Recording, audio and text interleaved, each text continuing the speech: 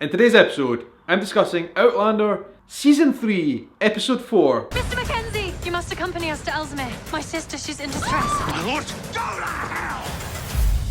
Hello folks, how's it going? For those of you who are new to my vlog, my name is Shaun and I'm a vlogger from Edinburgh in Scotland. Scotchman. And I talk a lot about Outlander right here on this channel. And if you are new here and you're interested in Outlander and all things Scotland, please do hit that big red subscribe button down below. I'd very much appreciate it. So welcome! As I say, today we're discussing episode 4 of season 3. It has been a week of anticipation as we led up to the episode launched today, Sunday the 1st of October 2017. And I've even made a little break in my New York vlog series for this very episode. I needed someone to talk with about Outlander. It was just getting to me. So here we are, episode 4. And wow, how emotional. I've just watched it. It was absolutely fantastic. Amazing. Jamie, as we saw from the last episode, Ardsmuir Prison, was sent by his new friend, Lord John Grey, to Helwater, the very grand house in the Lake District in England, where Lord John Grey has some very important influential friends. The noble English family, the Dunsanys. He works for them as a stable boy, and he gets their affections quite quickly. First couple of things I want to say about the episode is the locations, right? I need to talk about the locations because as someone from Edinburgh, they're quite interesting and exciting. Helwater, the house, obviously based in England, actually is Gosford House in East Lothian, which is about a half-an-hour drive east of where I live. And another important location in the episode, which doesn't actually feature for very long in the episode, but it's important, Lord Ellesmere's house, which I believe is actually called Ellesmere's house in the series. Correct me if I'm wrong. Is actually Hopetoun House, which is about a half-an-hour drive west of here. So I'm kind of sandwiched at the moment in between those two beautiful filming locations. Gosford House on one side, which is Helwater, and also Ellesmere House on the other side, which is Hopetoun. And at the end of this episode, I will be taking you on a mini tour of one of those locations. Helwater is a beautiful, beautiful house, and the big, big grounds where Jamie works. Great location, absolutely superb for kind of aristocratic England. I think it was perfect. The family that Jamie has got himself involved with in the episode, very important people.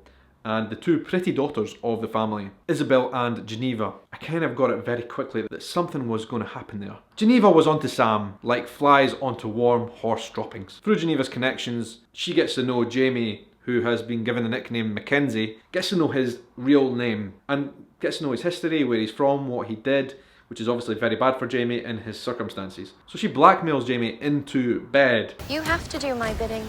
Come to my room.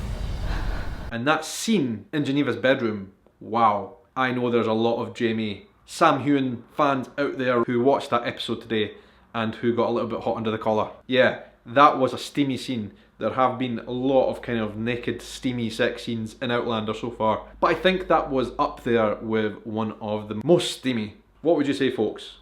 In terms of steaminess, how was that sex scene between Jamie and Geneva?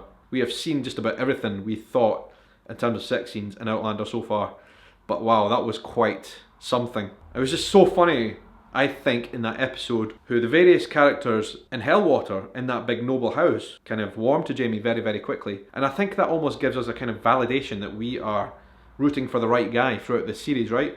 We have all warmed to Jamie, and we see all these other people warming to Jamie as well. Geneva obviously marries Lord Ellesmere, who is a very elderly gentleman, shall we say, and Geneva is pregnant, and of course we know it's not Lord Ellesmere's baby, it is Jamie's. The baby is born, but there's a problem. She has problems in the birth and she's bleeding a lot, and spoiler alert, she dies. So Geneva, a very short-lived character in Outlander the series, but hey ho, there you go. Geneva is no more. She was in our lives for just a matter of minutes, and they took her away from us. Obviously we disliked her immensely very early on. As a Scottish person talking about Outlander, because there's people watching Outlander and probably this video from all around the world, right? And there's some little quirks about language that are very unique and particular to us in Scotland. One thing in Scotland nowadays that we do not like is people referring to us as Scotch. You can call whiskey Scotch, you can call pies Scotch, but you certainly cannot call us as Scottish people Scotch. And we get actually quite offended when people call us Scotch. So literally almost the first words that were muttered out of Geneva's mouth offended us.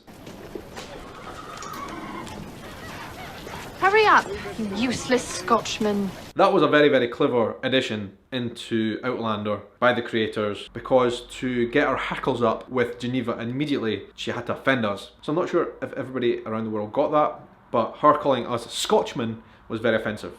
Useless Scotchman. So we just immediately disliked her, but I kind of warmed her as we got in to that episode very, very quickly. We quickly saw a much softer side to her. We saw her warm to Jamie in that she's probably just one of those aristocratic people who was a bit up her own arse, but actually not really under the surface, and probably a bit insecure with the whole situation that she lives in. But anyway, she's dead. What can I say? She was in and she's out. Importantly, she did have Jamie's baby. When they all go to Ellesmere House, Hopetoun House, Jamie goes along with the family, realising that Geneva's dead, but Lord Ellesmere is freaking out because he realises it's not his baby. He calls it a bastard child and he's about to kill it. He's got a knife. Jamie saves the day, shoots dead Lord Ellesmere, much to the pleasure of Geneva's family. Baby becomes William, or Willie as they call him, and he is the new Lord Ellesmere, but of course he's Jamie's son. And I think it's really nice that they had a very close emotional attachment. Young Willie as he grew up into a young boy, and Jamie, they grew very close. The family allowed them to be very close. I wasn't really expecting Jamie to have any more children outside of his relationship with Claire, to be honest. It was just a really, really nice end to that episode. Of course it was emotional. Jamie actually left to go home to Scotland at the end of it. He wanted to go home to his family, home to his homeland, his country. But he has to say goodbye to young Willie, who he grew very attached to. And then the other thing I wanted to talk about is his continuation of his relationship with Lord John Grey, which grows stronger, and they have a very, very good bond, which I think is really, really nice. And by the end of it, like, they have a very, very good, solid, mutual understanding of each other and a real friendship.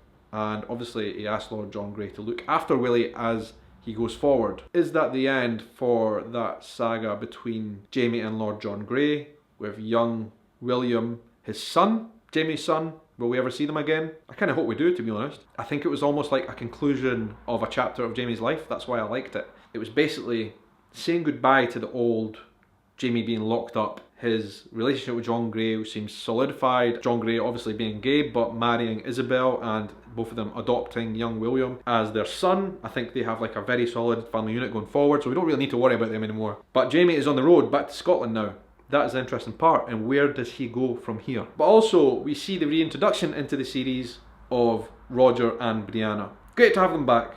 Brianna, obviously Jamie's daughter, from another century, and Roger, the parallel is those guys looking for Jamie. Did he survive after Culloden? What happened to him? Claire finds a little record of him at Ardsmuir Prison, right? In the end, Claire resolves to kind of give up on it, not chase any more ghosts. And this is a part I was really surprised about. It certainly appears that Claire and Brianna got on a plane and headed back to Boston. Roger and Brianna had something going on there as well, so like, where does that leave us? Jamie's moving on. He's going to his new life back in Scotland. Claire and Brianna appear to be moving on, going back to Boston. I think the ending of that episode leaves us in a very false sense of security, because we know that's not it, right? There's more to come. Claire, she doesn't give up. No way she's just going back to Boston, right? No chance. Another cool thing, it was nice to see Edinburgh city centre featuring very, very briefly when Claire and Brianna and Roger go to the National Archives of Scotland and search for Jamie's records. Very, very quick, but it was Edinburgh nonetheless, my home city. So what did we have in this episode? We saw Sam Heughan, Jamie Fraser, arse naked in a sex scene with Geneva. A big moment for a lot of Outlander fans out there, I'm sure. We saw Jamie kill Lord Ellesmere. We met Geneva briefly and then she died, but she had Jamie's baby. And we see the reintroduction into the series of Roger Brianna. How will she get on in coming episodes? We'll have to wait and see, but it was a great episode. I really enjoyed that. Very emotional, and as I said, a lot of locations very close to my home in Edinburgh. I went to one of them a couple of weeks ago, and I'm going to take you guys right now for a very quick peek around Hopetoun House.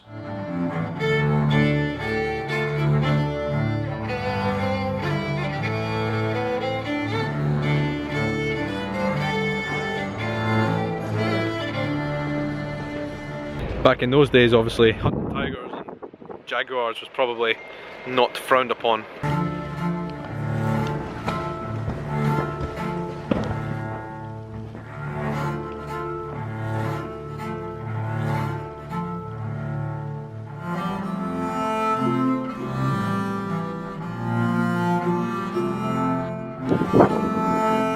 I'm on the roof of Hopetoun House, the Duke of Sandringham's house in Helwater. Hopeton House, here in Scotland, close to Edinburgh.